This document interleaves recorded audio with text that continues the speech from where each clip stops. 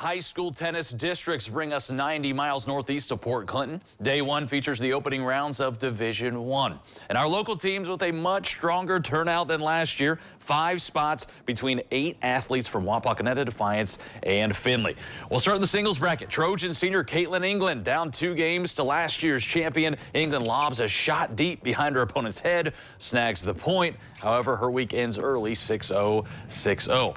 Elsewhere in the singles bracket, Wapak sophomore Liberty Jolly in the second set. Jolly drives her opponent back. Then she'll lay down a drop shot to force deuce.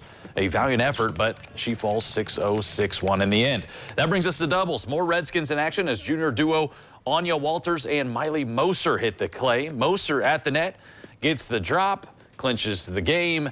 Eventually, though, they do fall 6-2, 6-2. Now, the other Wapak team finds themselves in a thriller. After dropping the first set, Kate Ely lunges out on the second set point, winning 6-4 to force a third. And there, the powerful overhand of Brooklyn Mowry paces the Skins. The juniors come up short, though, dropping the third set 6-4. Now, our final team comes from Defiance. Seniors Alyssa Ritchie and Marie Morera Chavez, who finds herself in a tight rally. Comes out on top to clinch the game, though, winning the set 7-5. But this one also needed 3 sets. Ritchie splits the defenders, but the Bulldogs fall in the final set 6-4. Dylan Tyson on the scene in Port Clinton.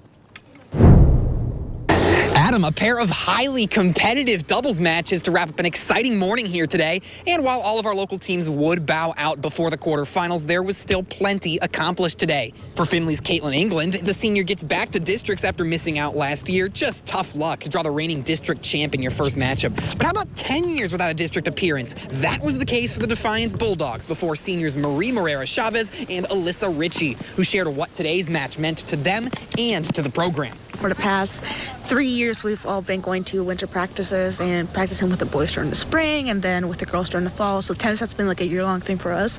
It's just really, really special to be here, especially on our last year. In terms of mental resilience, during the second set, we lost that one, obviously, it slipped. The third set is when it really comes into play. And we did pretty good, fought hard. It was overall a nice game. Wapakoneta's Nail Biter featured a team that made the switch to doubles only 2 weeks ago. Undefeated Brooklyn Mowry teamed up with fellow junior Kate Ely, and they still took Columbia down to the wire. Singles, you have a lot less of a court, so you can place your balls a lot better than you can in doubles, so it's more of a mind game than an actual physical game. We came back in the second set pretty strong. We started the third set really strong, and then it was kind of a battle towards the end, but yeah.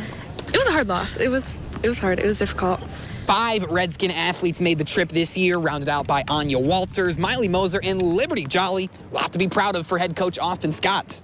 We had some girls that advanced last season, and we made it one of our goals that we wanted to get 1 or more players to districts this season. So to get 5 just really talks to how much work that these girls put in to come out here and crush one of their goals like that. Our girls just continue to fight no matter what the scoreboard said. So that's one thing that we're really big on is our grit as a team and to never give up, keep our mental strength high. And I was really proud of all of them. They fought all the way and gave 100%. Well, that's a wrap on Division I, but we'll be right back here tomorrow with 12 local competitors in Division II. For now, for districts in Port Clinton, Dylan Tyson, your News Now Sports.